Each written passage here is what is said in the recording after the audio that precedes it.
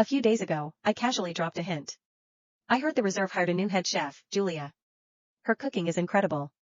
It tastes exactly like the meals Teresa used to make for us growing up. He'd kept flipping through his files. Didn't even glance up. I thought he hadn't heard me.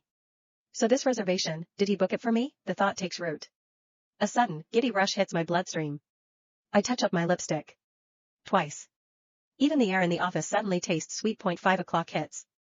The heavy oak door finally swings open. Cashin steps out. He shoved his suit jacket for a tailored camel overcoat. He looked utterly out of reach standing there. I shoot up from my desk and grab my handbag. Ready when you. Wayne steps out of the private elevator at the exact same second, slicing right over my sentence. Sir, I just dropped Miss Sierra off at the reserve. I freeze. My fingers tighten around my bag strap. Sierra. The name alone was enough to twist my gut. Cashin shifts his gaze to me. His voice drops into that familiar, icy professional register. We're done for the day, Maeve. Go home.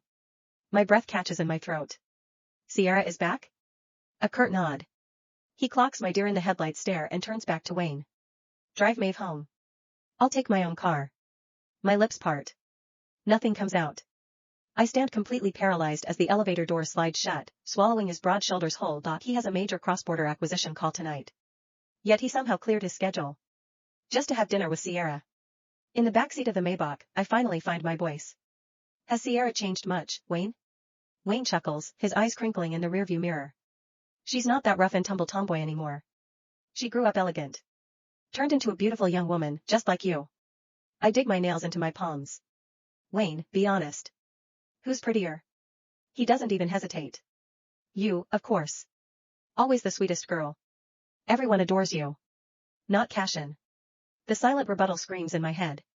He doesn't adore me. He adores Sierra. Sierra is his first love. It never mattered that she went through an awkward phase. It never mattered that she had a toxic, abrasive personality. Cashin fell for her blindly. Recklessly. When she moved abroad, he shattered. I watched him drink himself into a blackout, night after agonizing night. My phone buzzes. The group chat is already blowing up. The nerve of that bitch coming back. We still haven't settled the score from when she framed you for cheating and got you kicked off the science Olympiad team. Classic pick-me behavior. She barely lands on the tarmac and already has Cashin trailing after her like a lost puppy. Maeve, listen to me. I don't care how rich or hot Cashin is. The huge red flag that he actually likes Sierra means he doesn't deserve you. The screen blurs with furious texts. A united front of pure venom directed at Sierra. I toss my phone onto the rug. A thick leather photo album rests against my knee. Every single page revolves around the same three people. Me. Harrison. Cashin. 3 faces morphing from awkward kids to adults. Harrison always stood right in the middle. Cashin and I flanked him. The backdrops shift. Harrison and I are always caught mid-laugh. Cashin's face remains a stoic, unreadable mask. Always, yet I witnessed that iron control snap. I watched him sob raw, broken tears into his scotch the night Sierra left. That jagged red mark on his neck today? Sierra probably bit him, the woman stepping on him in that thread, definitely Sierra. The realization twists like a blade between my ribs. The air thins out. A sharp, physical ache radiates through my chest. 30 minutes later, my doorbell blares. My girls storm into the apartment like a SWAT team. They take one look at me slumped on the carpet, radiating pure misery. They haul me up by my arms. Maeve, put on your hottest dress. We're going out. Unfortunately, Julia, the new head chef at the reserve, took the night off.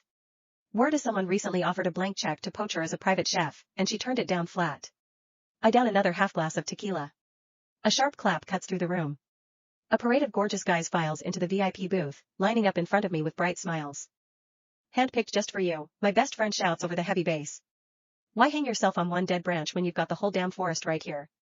We're partying right next door to Cashin's private dining room. Let him eat his heart out. He doesn't care about me. It wouldn't matter if I walked out with the entire lineup, he wouldn't feel an ounce of regret. Whatever. I narrow my eyes, a lazy smile curving my lips. I drag my finger through the air and stop, pointing directly at the guy with the most radiant, golden retriever energy. His name is Theo. He's still in college. He drops onto the leather sofa beside me, absolute pure joy radiating from his pores.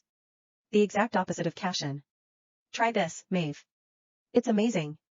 Theo's eyes sparkle, bright and eager like a puppy begging for a pat on the head. I smile and take a bite from his fork. A sudden, violent crash shatters the vibe.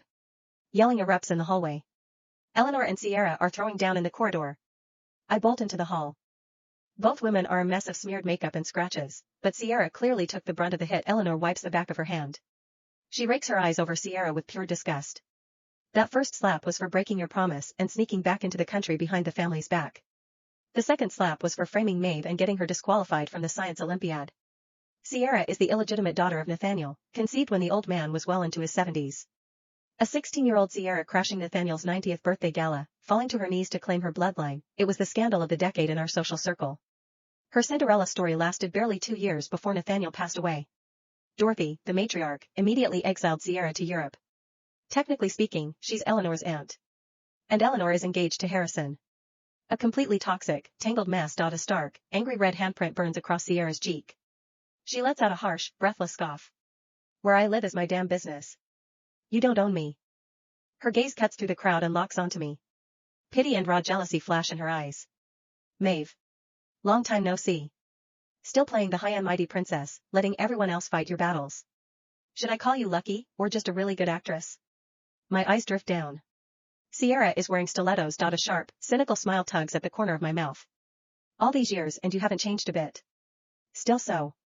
I let the sentence hang in the heavy air, deliberately leaving the insult unspoken.